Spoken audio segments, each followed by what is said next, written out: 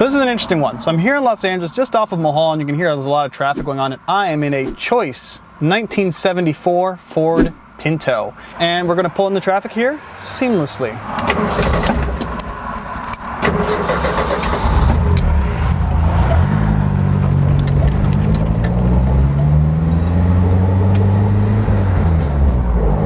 Into second gear along Mulholland.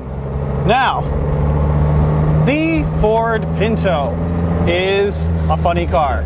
This is a subcompact car that Ford introduced in 1970. It was their smallest car they had built since 1907 at the time.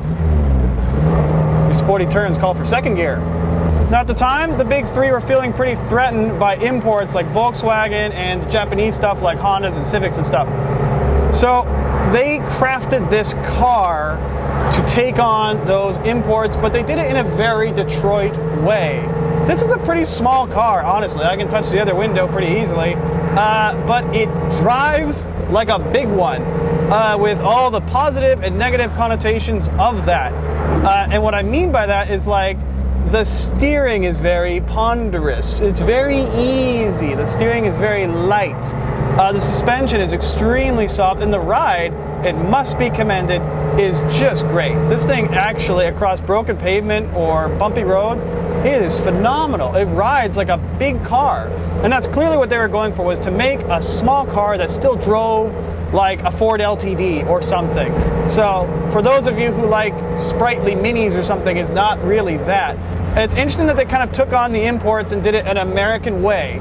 Now this car is interesting because it has the 2.3 liter, that's what the data sticker on the front of that engine tells me, it's a 2.3 liter overhead cam engine, which Ford would go on to use in various forms until 1997.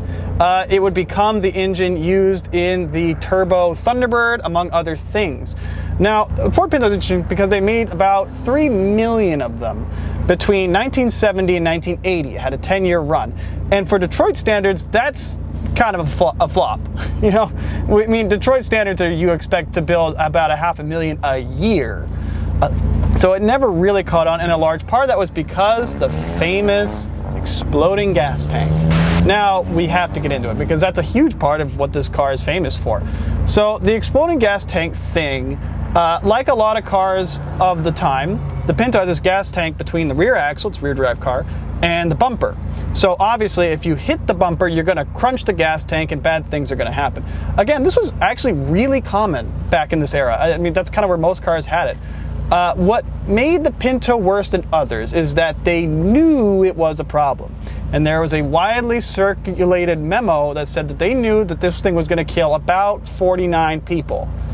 It was going to cost them $11 per car to fix. And basically, on the one hand, they tried to save about $50 million at the time, because remember, the scales of this car were projected to be huge. They were going to sell so many of them. And so it was like actually a large amount of money. And so they thought they would do kind of the, pardon me, but asshole thing and be shrewd and save the company $50 million. Well, they probably would have gotten away with it if the memo hadn't gotten out. As you can imagine, once people found this and read that memo, they were not very happy about it. And it really changed people's perception of the car in a negative way. Now, ironically, a mere 27 people died in Pinto-related fires and rear-end crashes and such. So actually, Ford's estimates were overly pessimistic. But who's to say how much of that is because they sold less, because of the fire thing? The point is that only the early cars really had a bad problem with it because they had these skinny little blade bumpers in the back. This is a 1974, so it's a big honking bumper, probably from a Mack truck, and I feel pretty safe in it, honestly. I don't worry about it. In fact, my uncle used to drive a Pinto back in the day, and he had a bumper sticker on his that said, "Hit me and we die together." So that's kind of the thing in a Pinto today.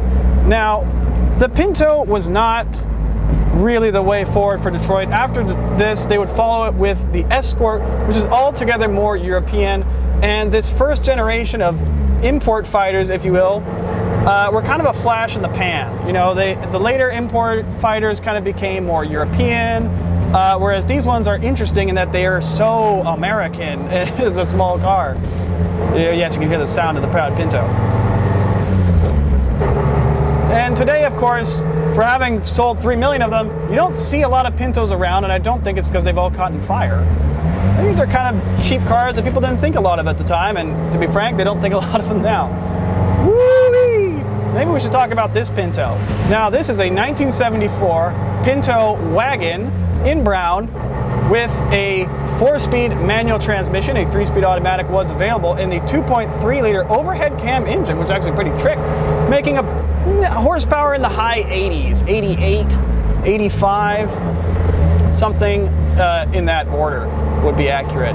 Now, this thing to drive is hilarious. Look at the amount of steering I'm doing. Now, albeit this is a very windy road, but I'm not going very fast. The exhaust is popping and banging all over the place. It would be very racy with the gear whine and such if it was, you know, supposed to make those sounds. I'm not sure this one is 100% mechanically perfect, but it drives pretty well.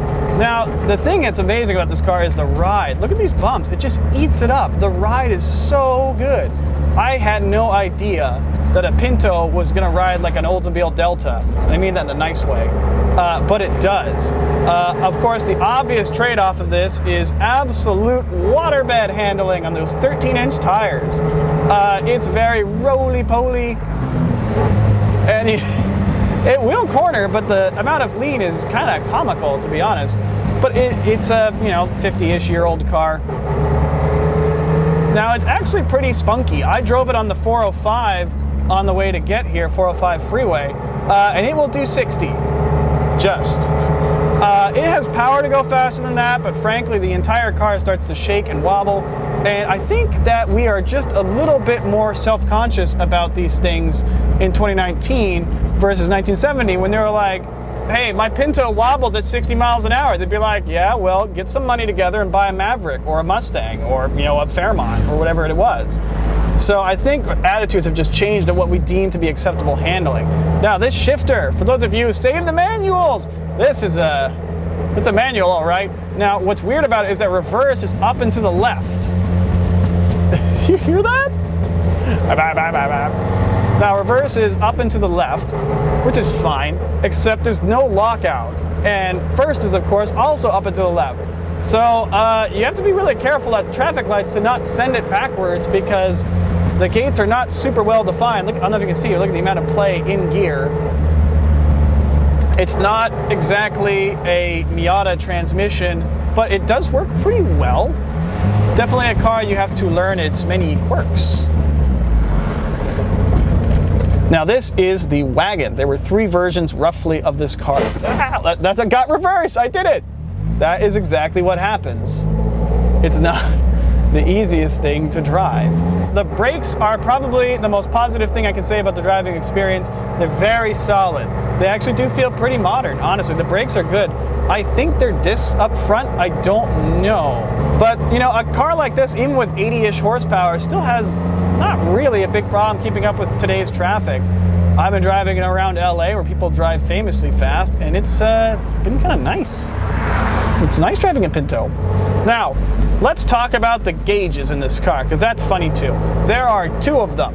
When they are a fuel gauge, a speedometer, and that is it. It is simply how fast am I going, how long may I continue at this speed. That is all you need to know in the Pinto. There's no temperature gauge at all. There's just a light that says engine. So I'm assuming that's all the engine warnings wrapped into one. If the engine light comes on, it just means you no longer have an engine, I guess. So that's a bit odd. As a colleague of mine once said, this car has a 4-noise transmission. Did something come off? Now, the Pinto was honestly a pretty good car. I'm going to go out and say it. It had this early safety issue, and people, of course, like the Corvair, once you have a safety issue like that, you never come back for it. The name can never come back, and I understand. But the Pinto has its deserved following because it's actually kind of neat. That said, for a 50-ish year old car, this thing is invisible. No one notices you in a Pinto. No one even thinks it's like cute or funny. You look like a guy driving a brown Pinto wagon. worth driving to know where compacts came from in that interesting historical sense we talked about at the beginning of the video. I don't think there's a lot of cars that will offer a Pinto-like driving experience in 2019. Perhaps a good thing. But I came away surprised. I went out, drove a Pinto, and it was nice. I liked it. Maybe I don't have very high standards. Anyways, I hope you've enjoyed this brief drive of a Pinto on Mulholland. I don't know what the point of this was, but I had fun. Thanks for watching. We'll see you on another video. Transmission sounds like a Miura.